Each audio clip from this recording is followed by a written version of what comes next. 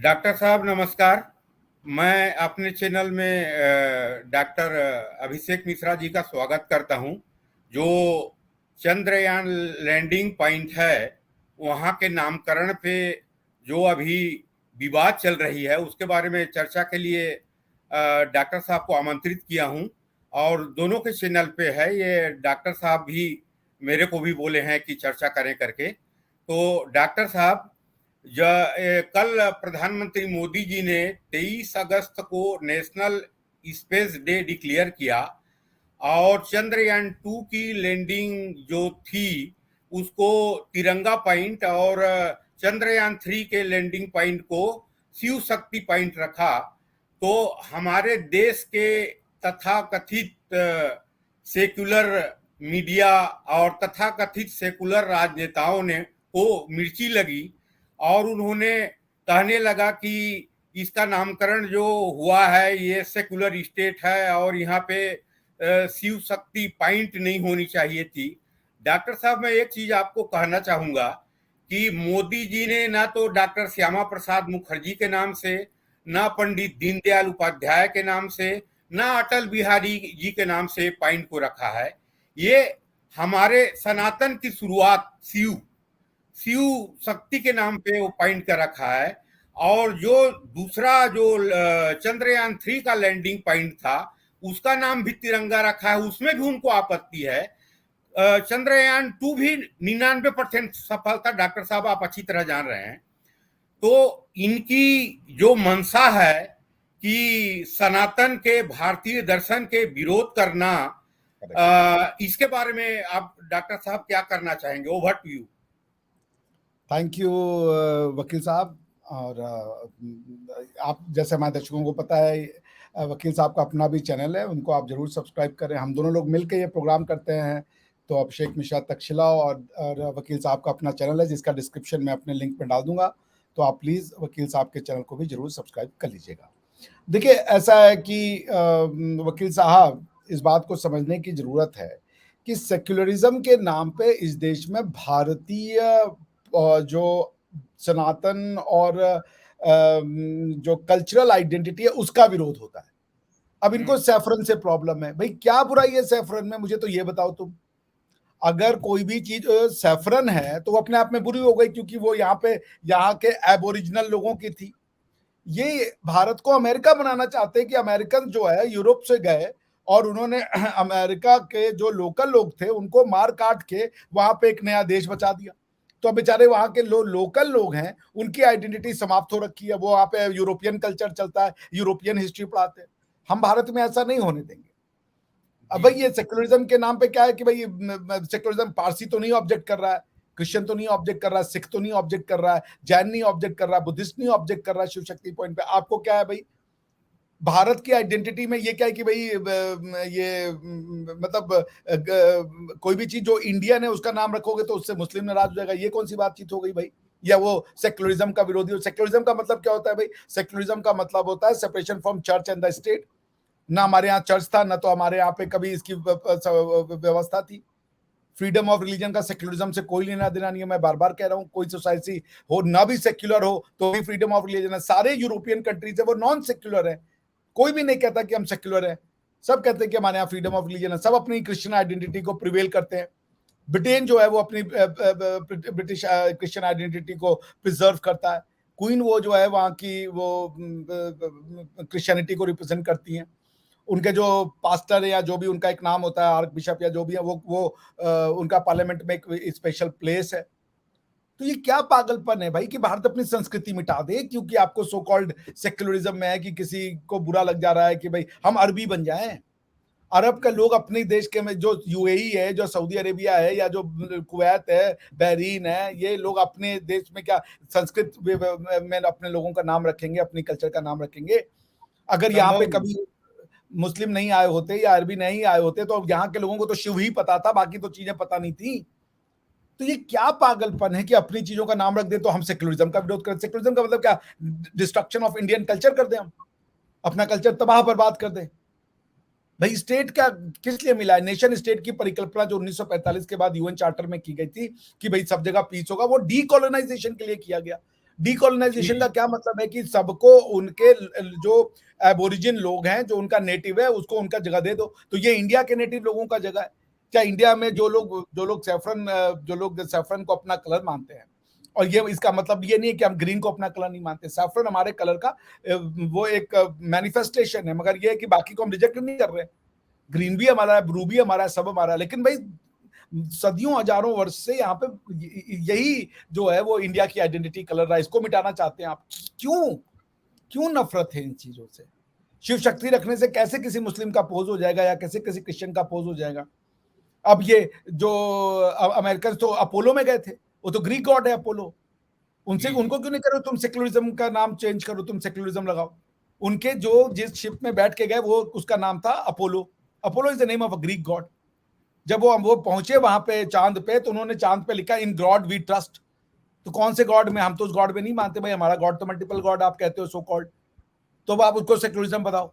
अरे भाई, इंसान जिस कल्चर में, जिस भाषा में, जिस सभ्यता में पढ़ता है, बदलता है, वही उसकी पहचान होती है। भारत से उसकी पहचान छीन लेना चाहते हैं आप सेक्युलरिज्म के नाम पे। और क्या नाम रखेंगे हम इसका? भाई हमको तो शिव पता है, विष्णु पता है, और शिव शक्ति क्यों? इसका समझिए उन्होंने, प्रधानमंत्री साहब ने क्या कहा है। प्रधानमंत्री साहब ने कहा एस सोमनाथ जी का। सोमनाथ का मतलब क्या होता है? सोमनाथ अगर आप देखें तो सोमनाथ का ही तो मंदिर है ना, कि भाई जो वहां पे है। और सोमनाथ का मतलब होता है लॉर्ड ऑफ मून। ये लोगों को पता ही नहीं है, मुझे ही नहीं पता जी था। जी जी जी, सोमनाथ का प्रधानमंत्री जी मतलब रखा है। होता है, जी, सोमनाथ का मतलब होता है लॉर्ड ऑफ मून, यानी कि चांद का देवता। वो शिव भगवान को कहते हैं। तो जो जिनकी अध्यक्षता में ये हुआ, तो ये तो प्रधानमंत्री जी ने उन्हीं को ट्रिब्यूट कर दिया कि आपका जी नाम जी सोमनाथ है, आप ही के नाम पे हम ये रखेंगे। जैसे कारगिल में एक बाना सिंह पॉइंट है, जो उधर जो कारगिल कह रहे, सॉरी, उधर क्या नाम है, जो बाना सिंह पॉइंट जो कवर किया था, पाकिस्तान से लिया था वो बाना सिंह जी ने। तो ये पागल। पर मुझे अभी आप इनको तो ये भी ऑब्जेक्शन होना चाहिए, जो साइंटिस्ट है उसका नाम है सोमनाथ क्यों नहीं है? ये तो कल को ये भी कल को ऑब्जेक्शन कर देंगे। डॉक्टर साहब, इनका मंशा है कि हम सनातन और भारतीय दर्शन को त्याग दें, हाँ, तब करेक्ट, एग्जैक्टली। सेक्युलरिज्म होंगे। तब हम सेक्युलर हो जाएंगे। हाँ मतलब हम खुद को बर्बाद कर दे, अपनी कल्चर को, और मिला हमें हाँ। इसीलिए ये डीकोलोनाइजेशन इसी हुआ कि जो लोग अपनी अपनी कल्चर के नाम से रहना चाहते हैं उनको उनका उनका करते दो। तो क्या हमें हक नहीं है अपने भाषा के साथ अपनी जो पौराणिक व्यवस्था है? सोमनाथ जी ने, माननीय सोमनाथ जी ने एक बड़े भाई, वो इतने बड़े कारनामा करके दिखाए, छोटे मोटे तो नहीं है, हमसे तो आपसे बेहतर ही है वो भाई, as far as science and technology is concern.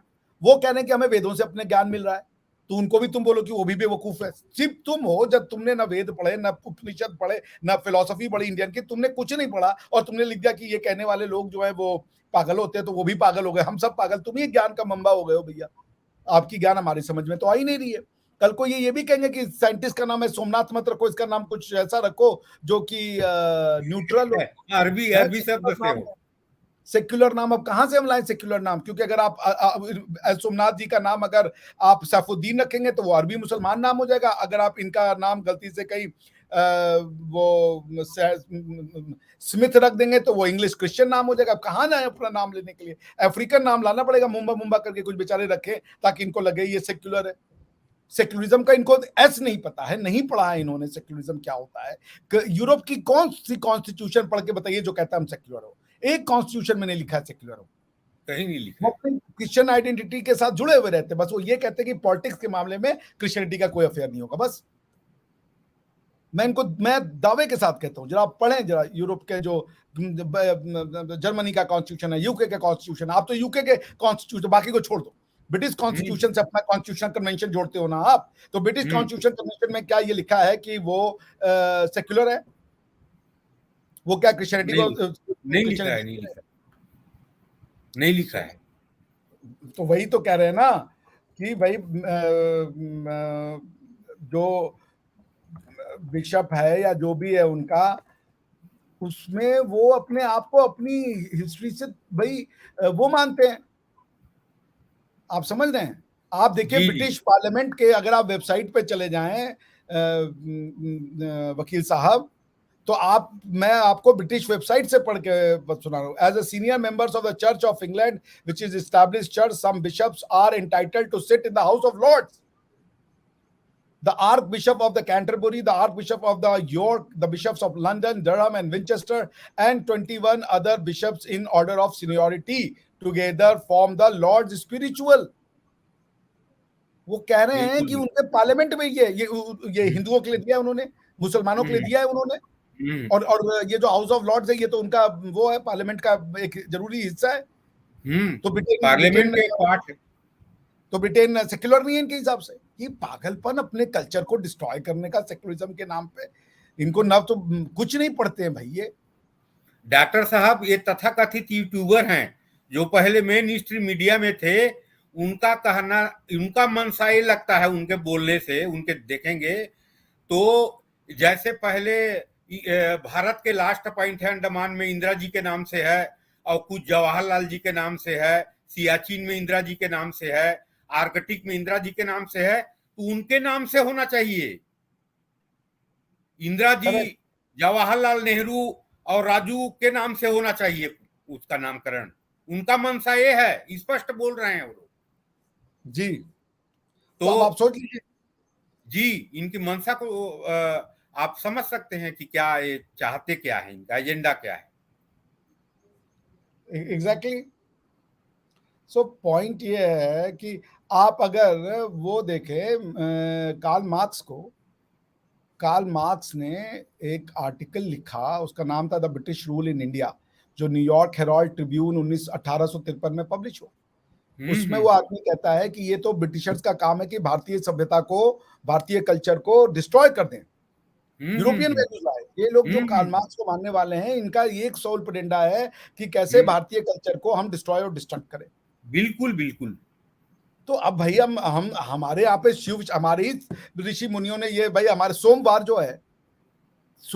जो है वो भाई it's a day of moon, जो भी उनकी समझ थी, उन्होंने मून और अर्थ को समझने की जो क्षमता तो दिखाई। अगर आप 100 तक की गिनती गिनना चाहते हो वकील साहब, तो शुरू तो 1 से करोगे ना। बिल्कुल बिल्कुल। तो भाई वो सारी नॉलेज उनको थी, ये हम लोग नहीं कह रहे, लेकिन उन्होंने नॉलेज की शुरुआत करी, उसी नॉलेज को पकड़ते हुए हम यहाँ तक आए। और एस सोमनाथ साहब ने यही बात कही। और एस सोमनाथ का मतलब है लॉर्ड ऑफ मून। उनकी वजह से अगर जिस साइंटिस्ट के नाम पे ही रखा जाए, सोमनाथ साहब तो डिजर्व करते हैं ना, क्योंकि भाई वही तो इसरो के वो थे हेड, अभी तो लोग तो उनको कहते हैं कि भाई $65 मिलियन डुबा दिए इस आदमी ने। उनकी तो बेचारे की नींद तो उड़ जाती। लोगों ने उनको तो जीना मुश्किल कर देना था कि क्यों गए, बड़ा कान ठोक रहे थे। तो जब सफलता मिली है और उनका जो कैलकुलेशन है उससे मिली है, तो अब उनके नाम पे पड़ रहा है। सोमनाथ का मतलब है लॉर्ड ऑफ मून, सोमनाथ का मतलब है भगवान शिव। तो भगवान के नाम पे अगर पड़ गया तो क्या पेट में दर्द हो रहा है भाई, क्या हम नाम रख दें इसका।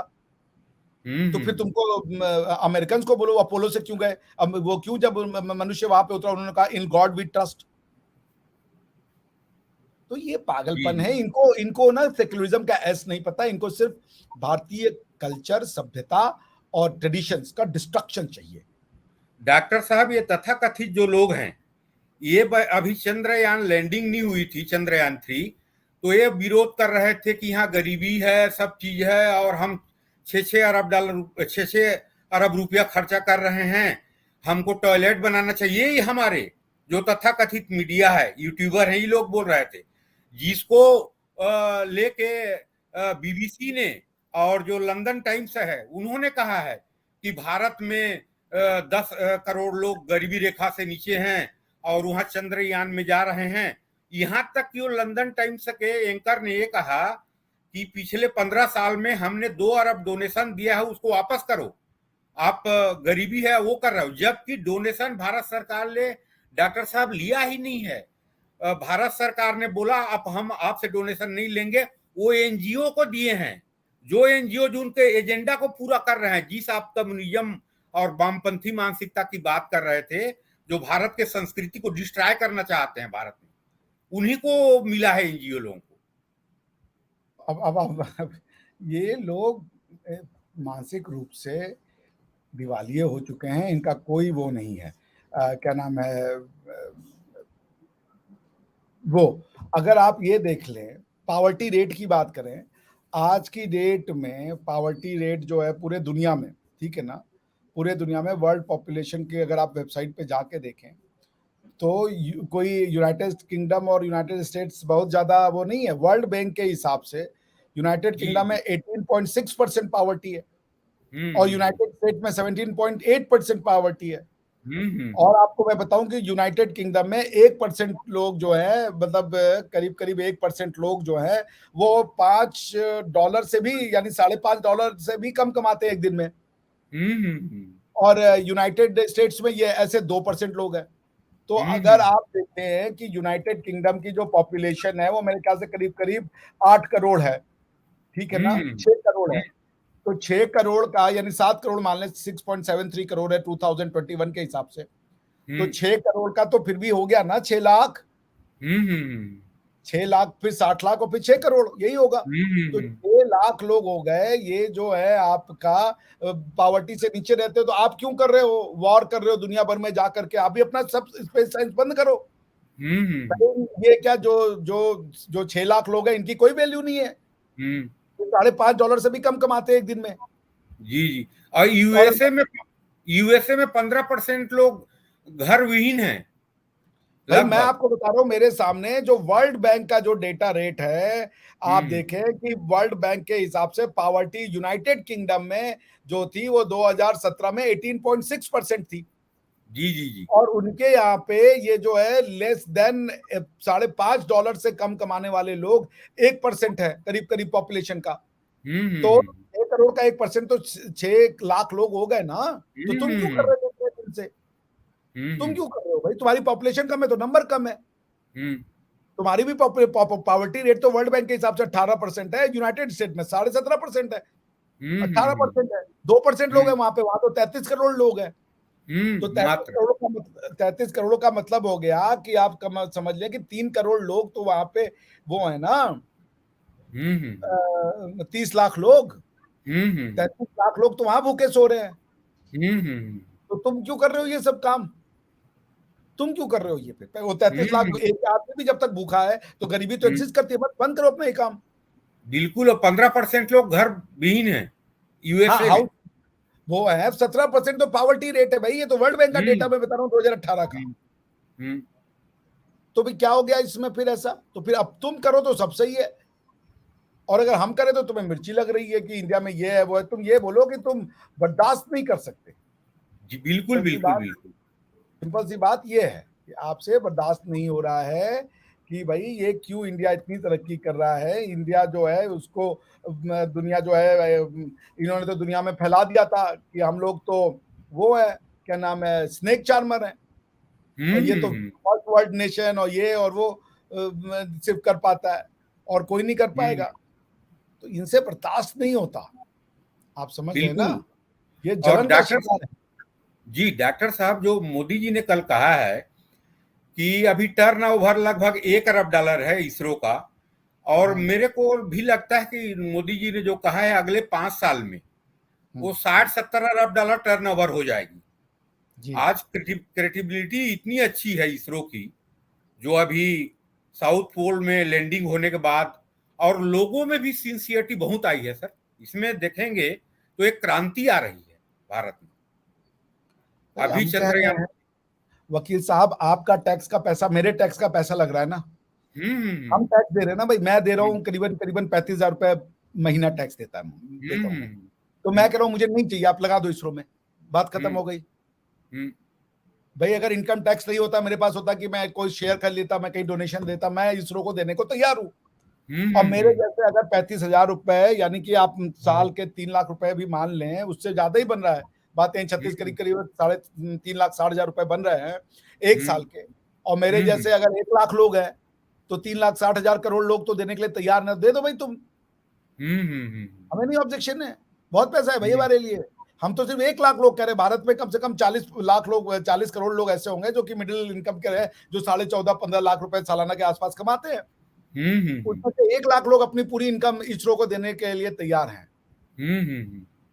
तो आप सोचिए जरा ये कितना पैसा है। 3 लाख रुपए को आप 1 लाख से मल्टीप्लाई कर दीजिए, हम्म। तो द अमाउंट ऑफ मनी हम देने को तैयार है भाई। आप दे दो इसरो को, हमें प्राउड चाहिए। मिलियंस बाकी ऑफ डॉलर हो जाएगा। बाकी के जो 39 करोड़ लोग हैं, बाकी के जो लोग हैं, उनका पैसा आप गरीबी उन्मूलन में हटाओ। और कोई 100% गरीबी तो कोई देश नहीं हटा सकता। अमेरिका तो इतना डेवलप्ड है, लेकिन वहां पे है 17% गरीबी, ब्रिटेन में 18% गरीबी है। तो ये क्या बात हुई? मैंने देखा है जर्मनी के रोड पे लोगों को सोए हुए, इसका क्या मतलब हुआ भाई? ये चिड़ा। और जब तुम आए थे यहाँ पे, तो जब तुम इंग्लैंड आया था इंडिया में, तो हम 23% ऑफ द वर्ल्ड जीडीपी थे। जब मुगल आए थे तो हम 30% ऑफ द वर्ल्ड जीडीपी थे। लूट खसूट के खा के ले गए हमको, और हमको सिखा रहे हो तुम। तुमको जलन हो रही है। और वो जो मैंने सुना था, कोई वो लड़का कह रहा था कि हम इनको 80 मिलियन पाउंड देते या 50 मिलियन पाउंड देते हैं साल का। वो तुम इंडिया में चैरिटी के लिए नहीं देते हो, वो तुम वहां पे अपने एसेट बनाते हो कि वो तुम्हारी बात करें, एजेंडे के तहत, एनजीओ को देते हैं। एजेंडे के तहत। वो बीबीसी का वो पकड़ाया था, वो जो अभी बीबीसी पे गवर्नमेंट ने जब छापा मारा, तो वो भैया अपना इनकम टैक्स रिटर्न ही नहीं भर रहे थे वो लोग। तो ये लोगों को आदत है कि ये व्हाइट है तो इनको दुनिया में हर जगह स्पेशल ट्रीटमेंट दिया जाए। तुम यहाँ पे बीबीसी तो 17वीं शताब्दी के एजेंडे को लेकर चल रहा है सर, क्लियर है इसमें। जी हमको बोलने में नहीं डरना चाहिए। नहीं, कोई डरना नहीं चाहिए। क्या होना है भाई, जो होना होगा वो ऊपर वाला है, करना होगा जो करेगा ही। पर किस बात से हम डरे? इसी मिट्टी में आए, इसी मिट्टी से जाना है हमें। तो अगर आपके पास अपनी आइडियोलॉजी को लेके इतना कन्विक्शन है, चाहे रिलीजियस हो चाहे पॉलिटिकल हो, तो हमें भी अपने कल्चर को लेके उतना ही कन्विक्शन है। भाई न्यूक्लियर बम भी मार सकते हो तो मार दो, लेकिन हम अपना कल्चर नहीं छोड़ेंगे, नहीं आइडेंटिटी अपनी। और इनका ये बीबीसी और तथाकथित जो भारतीय मीडिया है, सेकुलर मीडिया, ये सब का एजेंडा एकमात्र है कि सनातन और भारतीय दर्शन को डिस्ट्रॉय करे। वो सेकुलर नहीं है, वो बेसिकली वो बेसिकली एक इस्लामी और जो इस्लामिक कम्युनिटी और एक जो लेफ्टिस्ट जो गठबंधन है उसका वो गठबंधन, उसी का एजेंडा है। तो उनको सेकुलर कहां से कह रहे हैं? जब आप एक रिलीजन को आंख बंद करके सपोर्ट करते हो तो आप सेकुलर कैसे हो गए? तथाकथित बोला। हाँ नहीं, तो वो तथाकथित भी क्यों कहें? आप तथाकथित इस्लामिक जो है, जो लेफ्टिस्ट इस्लामिक जो गठबंधन है, गठजोड़, उसका हाथ हो इस्लामिक। अगर आप उसकी बात करते, क्या नाम है, उसकी सेक्युलरिज्म की, तो आप तो फिर यूसीसी में सबसे पहले साथ देते। आप तो कहते कि भाई सेक्युलरिज्म का मतलब है कि अपनी रिलीजियस बुक से पॉलिटिकल पावर निकालो। तो आप तो मुसलमानों को ये सिखा रहे होते ना कि भाई कुरान में से पॉलिटिकल पावर निकाल के भारत के संविधान में निहित करो। भारत के संविधान में जो भी लिखा है, जो भी होगा, वो सबसे ऊपर होगा तुम्हारे लिए। तुम तो ये नहीं सिखा रहे हो। मैंने तो ये एक करण तापर के शो पे थे, वो जब उनको 5 अगस्त 2019 को जब वो हटा लिया था, 370 को हटा करके, और उसके बाद वो जो फारूक अब्दुल्ला थे, कुछ दिन के लिए उनको नजरबंद कर दिया था। तो फारूक अब्दुल्ला साहब कह रहे, मैंने तो अपनी सारी की सारी जो मुझे वो मिली इंस्पिरेशन, वो कुरान से मिली। तो कह रहा, you got it from Quran, that's so good. तो वो तुम्हारा सेक्युलरिज्म है। अगर फारूक अब्दुल्ला कहे कि ये जो नजरबंदी के दौरान मुझे सारा का सारा स्टीम और इंस्पिरेशन मिला वो कुरान से मिला, तो वो सेक्युलरिज्म है। लेकिन अगर सोमनाथ कह दे कि मुझे सारी की सारी इंस्पिरेशन चंद्रमा पे भेजने के लिए इस चंद्रयान को वो मिली है वहां से, क्या नाम है, वेद से, तो वो बेवकूफ है, वो पिछड़ा हुआ है। उसके बारे में कमेंट्स भी आ रहे हैं। पता नहीं क्या चिढ़े सेफ्रन कलर से। क्या हो जाएगा भाई सेफ्रन कलर से? तुमको क्यों चिढ़े इस बात का? अगर लोग इतने ज्यादा जातिवादी होते तो मोदी तो भाई छोटी कास्ट के हैं ना, सारे लोग उनके पीछे क्यों खड़े हो गए? अगर यहाँ पे होता चंद्रगुप्त मौर्य तो छोटी कास्ट के थे, क्यों उनके पीछे खड़े हो गए? वेद व्यास जो लिखे वो भी ये तुमने ना, तो तुम कभी समझे भारतीय फिलॉसफी को? और फिर इंसान तो सब एक है, भगवान से ही जन्मे हैं, और सब में भगवान को ही सबको भगवान में ही लौट के जाना, कोई ऊपर नीचे तो जा नहीं रहा है। तो और फिर फिलॉसफी और सोशियोलॉजी में अंतर होता है। अगर मेरे सोशियोलॉजी में कुछ प्रॉब्लम थी, वो रही होंगी, लोग रहे होंगे मूर्ख जिन्होंने कास्ट के नाम पे, अगर कास्ट नहीं होता तो कोई और सुपीरियरिटी निकाल लेते। जैसे गोरे और काले का सुपीरियरिटी है ना, कि हम गोरे हैं तो हम सुपीरियर हैं, किसी को पैसे का घमंड है, किसी को खूबसूरती का घमंड है। अगर वर्ल्ड सिस्टम नहीं होता, कोई और सब निकाल के वो सुपीरियरिटी दिखा देते। तो ये पाकिस्तान में नहीं हो रहा है। पाकिस्तान में वो कि भाई वो कहता है हिंदुओं के हाथ से पानी नहीं पियेंगे। वो जो पूरा का पूरा आसमा बीबी का केस है, उस केस में ये था कि वो लड़की फालसा के खेत में फालसा छोड़ रही थी, उसने किसी मुस्लिम के जग से पानी पी लिया, उसके ऊपर ब्लास्फेमी का इल्जाम लगा के उसकी जान पे लेने पे आ गए। सिंगापुर में था, नेशनल यूनिवर्सिटी ऑफ सिंगापुर में, तो वहां पे जब हम लोग खाना खा लेते थे तो होता था मुस्लिम और नॉन मुस्लिम। जो आपने ट्रे लिया है वो आप मुस्लिम वाले में नहीं रख सकते थे अगर आप नॉन मुस्लिम है तो। खाने हम्म का बर्तन अलग था। हम्म और ये हमें सिखा रहे हैं यार। डॉक्टर साहब ये मैं एक बात ये बोल दूं जरूरी है, मैं आई लव मुस्लिम्स, मुझे कोई ऑब्जेक्शन, मेरे बेस्ट फ्रेंड्स है मुस्लिम्स। जी जी जी जी जी जी। लेकिन मैं आइडियोलॉजिकली और जो थियोटिकल जो है, जब मैं रिसर्च करूंगा तो जो सच है वो बोलूंगा। आपको गर्दन काटना है काट लीजिए। आपके डर हम्म से कोई आदमी सच बोलना बंद कर देगा क्या? हम्म डॉक्टर साहब ये जो यहाँ जो तथाकथित राजनीतिक दल हैं, ये हमेशा सनातन के विरोध में बोलना, सनातन को डिस्ट्रॉय करने का एजेंडा दिखाना अपने आप को, इनमें एक जो मानसिकता पिछले 75 साल से है कि एक वर्ग खुश होगी, जो मुस्लिम कम्युनिटी है वो खुश होगी, हमको वोट देगी, ये कब जाएगी अपनी जो, जैसे कल के ही मैं घटना बताया आपको। धीरे धीरे जा रहा है ये पागलपन जो है कि भारत जो है लोग वो, समझेंगे। नहीं, ये देखिए, ये ना ये बीमारी हिंदुस्तानियों को है कि भारत सबका है। हाँ जी। ये सिर्फ मैंने जर्मनी में रहा, मैंने नहीं सुना जर्मन कह रहा भारत जर्मनी सबका है, ये हिंदू मुस्लिम सिख क्रिश्चियन ईसाई, ये मैंने भी नहीं सुना वहां पे। ब्रिटेन में नहीं सुना मैंने, पैलेस्टाइन में रहा, वहां नहीं सुना। अरब नहीं कहते कि अरब सबका है, हिंदू मुस्लिम सिख ईसाई, ये अरब भी नहीं कहते। वो कहते हैं ठीक है आप आइए, हम आपका एहतराम करेंगे, आप भी, हम आप जो बाहर के हैं वो बाहर के हैं। और मैं तो नहीं कहता तुम कॉन्स्टिट्यूशन ऑफ इंडिया को झुटला दोगे। कॉन्स्टिट्यूशन ऑफ इंडिया आर्टिकल 25 में लिखा है हिंदू का मतलब होता है बुद्ध, जैन, क्या नाम है, सिख। इनको वो कह रहे हो कि ये हिंदू है, बाकी सबको क्यों नहीं कह रहे हो तुम हिंदू है? क्यों नहीं पारसी को हिंदू बोल रहे हो? क्यों नहीं क्रिश्चियन को हिंदू बोल रहे हो? क्यों नहीं मुस्लिम को हिंदू बोल रहे हो तुम? तो तुमने ही ना ये किया कि भाई ये जो यहाँ पे हिंदू है और बाकी नॉन हिंदू है, वो तो अंतर तुम कर रहे हो। वरना आर्टिकल 25 में लिख देते कि भाई हिंदू का मतलब जी। सब होता है फिर। तो जब तुमने एक हम्म आइडेंटिटी ये बना दी है कि कुछ चीजें बाहर की आई हैं और कुछ चीजें अंदर की हैं, तो फिर जो जो जो लोकल नेटिव है भारत में, तो पहले वेद ही आया ना। वेद सही हो हम्म गलत हो एक अलग उपनिषद आया ना। भारत तो वेद उपनिषद और इसकी धरती है ना। हम्म भारत में श्री कृष्ण, श्री राम, भगवान बुद्ध, भगवान महावीर, गुरु गुरु गुरु नानक देव जी और तुकाराम जी और जितने भी हमारे लोग हैं, संत विश्व बासेश्वर या जो भी है, सब उनकी जमीन है ये भाई।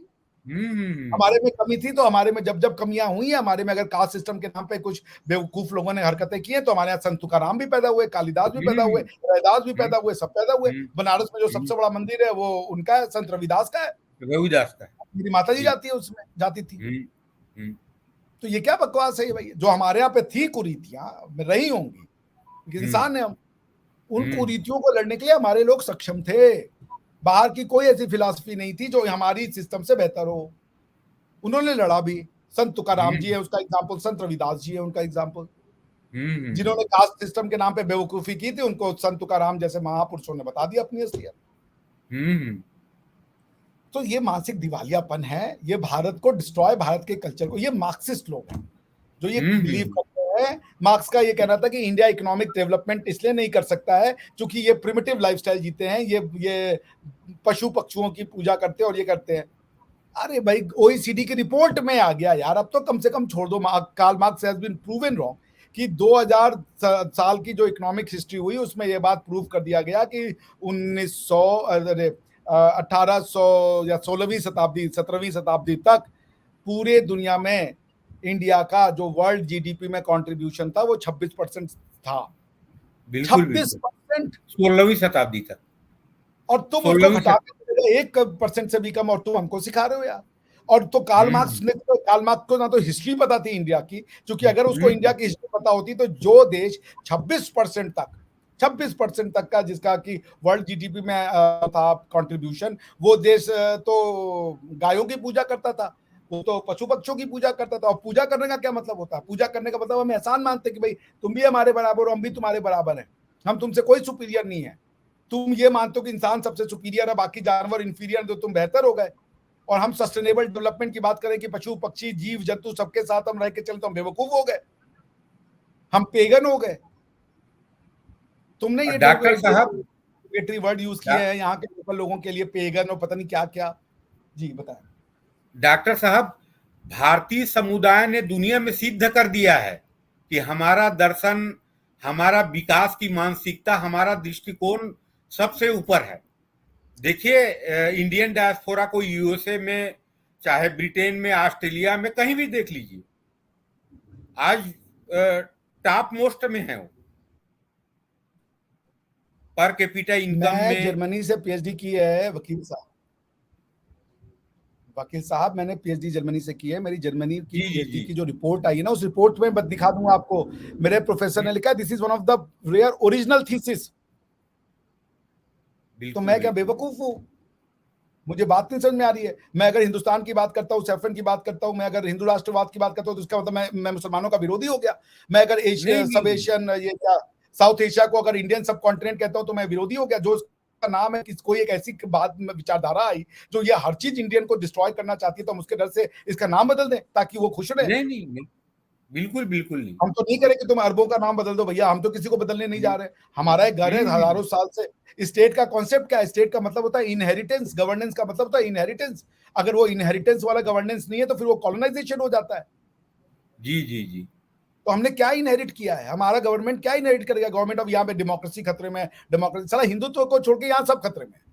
अगर हाँ हम कहते हाँ हैं हाँ। हिंदुत्व खतरे में है, तो क्या हिंदुइज्म खतरे में है? तो झूठे लोग हैं, ये व्हाट्सएप मीडिया है। लेकिन डेमोक्रेसी रोज खतरे में रहती है यहाँ पे। हम्म।